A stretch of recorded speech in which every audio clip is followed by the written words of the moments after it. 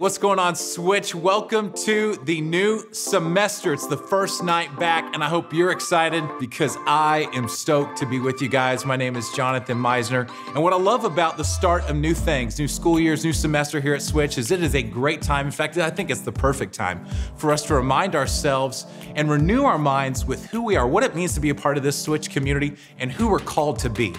And I got three things that I want to talk to you about today about what I think it means to be a part of this community, who we're called to be and what we're called to do. The first thing that we're called to be is we're called to be a light seeker. Quite simply put, we're called to seek the light. And the reason is that I think light provides direction. Think about it. The sun, our most common resource of light. When it's up, you know exactly where to go, what to avoid, and it gives you direction on where you're going. Light's our source. But when the sun goes down, you need headlights to drive, you need street lights to light up the sidewalk. It's the light that provides direction, and we want to be light seekers. You see, those of us that call ourselves Christ followers, that light actually looks a little bit different. It doesn't just physically show us where to move or walk. No, this light, this is Jesus, because he provides direction for our life. He gives us purpose. He shows us where to move and what to do in our everyday life. Listen to what Jesus said as he's talking to a group of people about who he is as light in the world. When Jesus spoke again to the people, he said, "I am the light of the world. Whoever follows me," in other words, whoever seeks me, "will never walk in darkness, but will have the light of life." You guys, when we seek after Jesus, when we seek that light, we find direction, not just where to go, but for our life. We find purpose. But what does it actually mean to be a light seeker? Let's get practical for a minute. If you look at the Old and New Testament, it describes seeking as setting your heart and mind on God. Setting your heart and mind on God. First Chronicles says it this way, "Now set your mind and heart to seek the Lord your God." Set your mind and heart to seek the Lord your God. If we break that down, it's pretty simple. We're gonna stop to listen to what God has to say to us. We're gonna do that in two different ways. The first way is we're gonna read his word. We're gonna read his word because he said that his word, honestly, is a lamp unto our feet and a light unto our path. The second thing we do is we stop and pray. Some of the most powerful prayers that you can pray, I know that I've prayed, are when I simply ask God, what do you want me to do? Where do you want me to go? I need some direction. And then I'm quiet and I listen. We're gonna seek the light, Switch. We're gonna seek him. We're gonna read his word, and we're gonna listen to what he has to say. We're called to be light seekers.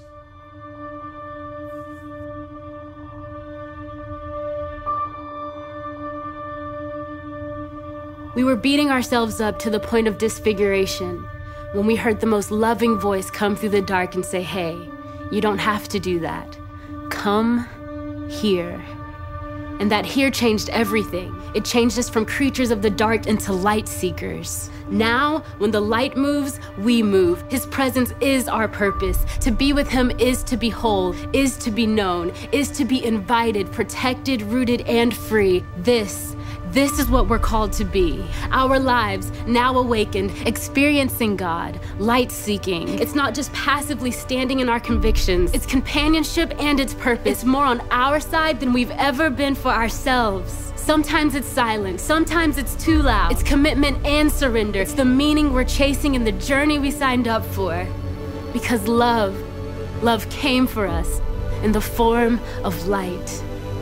So every day, the search is on, from the tiniest star to the brightest sun. If you're looking for us, we're the ones with our faces turned toward heaven after each earthly tragedy. And if you're still looking for us, we're the ones no longer afraid of the darkness, for the light himself is always, always, always calling to us from just around every corner. We're called to be light seekers. But if you remember, I told you, we've got three things that we're called to be. We're called to be light seekers, but we're also called to be storytellers. And this is what I mean by this. You see, stories are one of the most powerful forms of communication throughout all of history because stories stick. You remember them. I mean, we all have stories that we remember, things that make us laugh, things that make us cry, things we will never forget. But they don't just stick. A good story actually has the power to change. You see, Jesus, he was a master storyteller. He used stories all the time to help show people how their life could be different or how their world could be different just by following him. You see, in the Gospel of Luke, Luke writes about a man possessed by demons, and it says he was possessed by demons for a long time. And when Jesus came to the town, this man came directly up to Jesus' feet and he said, "Please, Jesus, heal me. Send these demons out of my body." And of course, Jesus responds in that moment and casts the demons out. And you can imagine in that moment how that guy's feeling. I mean, the man has been possessed by demons for so long. He's experienced the radical transformation of Jesus in his life. So what does he do? The same thing I would have done. Jesus, I want to go with you. I want to be a part of what you're doing.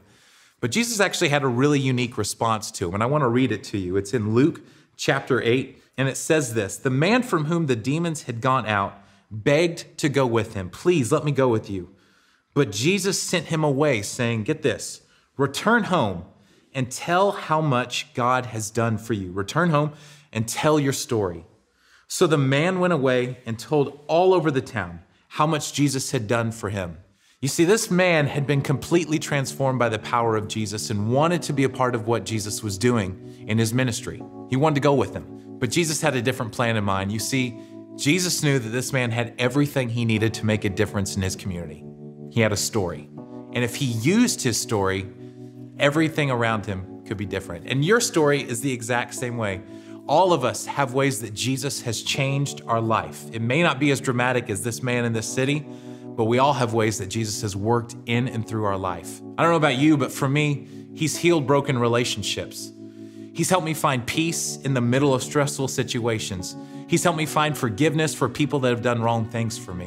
He's helped me overcome anger in different areas of my life. He's transformed who I am, and the same I know is true for you. And if we use our story, God can make a difference in the world. We're not just called to be light seekers, we're called to be storytellers. There are an infinite number of words in the world, yet only a few of them fit together to tell your story. Those are your words. Use them, own them, write them, say them. Start like this: I was, but God, and now. Tell this story. I was in the dark, but the light came for me, hunted me down, stared me in the heart and said, "I dare you to find something better. I promise I won't let you down." Or maybe this is your story. I was exhausted, burnt out on religion, but the light came for me, and now I am free. Switch, listen. Our story is incomplete without your chapter. Don't cost us your missing voice. We were commanded, let your light shine before others, that they may see your good deeds and glorify your Father in heaven. You see, we don't believe that good deeds just earn us a pat on the back. We believe good deeds actually shift culture. So we light up, switch on, go out, tell them. And with each one that encounters our stories of light, we will shine brighter and brighter in an ever-increasing brilliance until those in darkness are so blinded by the light that the only thing left to do is to join our tribe. See, they're all searching for new beginnings, middles, and brighter endings. Switch, you be the storyteller. You have permission from the most quoted storyteller of all time. Listen, it doesn't matter how big the world is, and I'm sorry, but no one cares for any excuse you may think you have. Because what the world is looking for is light, and what you have is light. It's the cure for temptation, lack of fulfillment, the hopelessness, the thwarted plans, and the unexpected affliction. For what they think is a good time, but only leaves them searching. So yeah, we will look the whole world square in the eye and say to culture, this is the message we have heard from him, and declare to you, God is light. In him there is no darkness at all. Because the light came for me, hunted me down, stared me in the heart and said, I dare you to find something better. I promise I won't let you down. And when I couldn't get my act together, the light still covered me. And that is a story worth telling. We're called to be light seekers, looking to God first and foremost for direction in our life. We're also called to be storytellers, using our story to make a difference in the lives of people around us. And finally, we're called to be TribeDwellers. Now, what do I mean by that? We don't technically use the word tribe and dwellers that often, so let's break it down. First, let's look at the word tribe. Tribe can be defined this way. It's any group of people united by ties of descent from a common ancestor, meaning this is people that are like family. They're like family to us. Or maybe you have a community of customs and traditions, a group of people that have common interests, that think the same way. or the adherence to the same leader. They follow the same mission. You get that? They're people that are like family. You have common interest and you follow the same mission. This is our inner circle. These are the people that are there for us no matter what. When life gets messy, when times get tough, they're there to lift us up. They also challenge us. I don't know about you, but for me, these people in high school were Kyle and Jeremy and Ryan and Sarah, my youth pastor, and they followed me into college where my tribe continued to grow as I met Brack and Michelle and Brandon and Lewis and people that were there for me no matter what. And we were united by a common mission, our love and our passion for Jesus Christ. In fact, there's a scripture in 1 John that kind of illustrates the relationship that we have. It says this, if we walk in the light as he is in the light, we have fellowship with one another. So you got to ask yourself, who's in your tribe? Who are those people that are there for you no matter what? So we know who a tribe is. Now let's look at this word dwell. What does it mean to dwell with your tribe? In its simplest form, it simply means we're going to commit to meet together regularly. Not just here in places like Switch, but even throughout the week. We're going to text each other. We're going to call each other. We're going to pray for each other, encourage each other, and help each other. We're going to commit to meeting together regularly. In fact, there's a scripture in Hebrews that tells us exactly what this should look like. It says this, and let us consider how to stir up one another. Let us consider how to encourage one another to love and do good works. Now, here's the key. Not neglecting to meet together, as is the habit of some, but encouraging one another. Guys, we're going to commit to meeting together regularly. We're going to dwell with each other the same way that Christ dwells in us. We're going to dwell with him in his house, with each other, with our tribe. We're called to dwell with our tribe. Now think about it. Big picture with me real quick. How would your church be different? How would your community be different? How would your schools be different if with your tribe, dwelling together, united under the same mission of seeking the light? Combine that with other tribes united under the same mission. How would your city look different?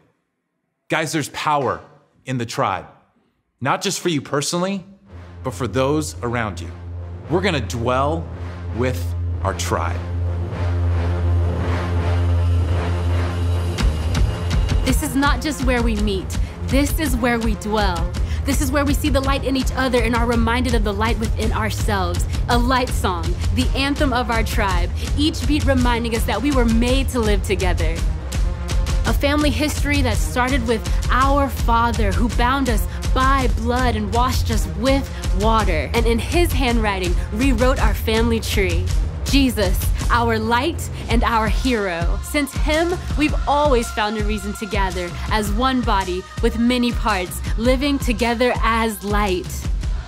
We are a home, we are a body of space, a promised land, a hometown, a pin drop. That's us. This is our tribe, dwelling together.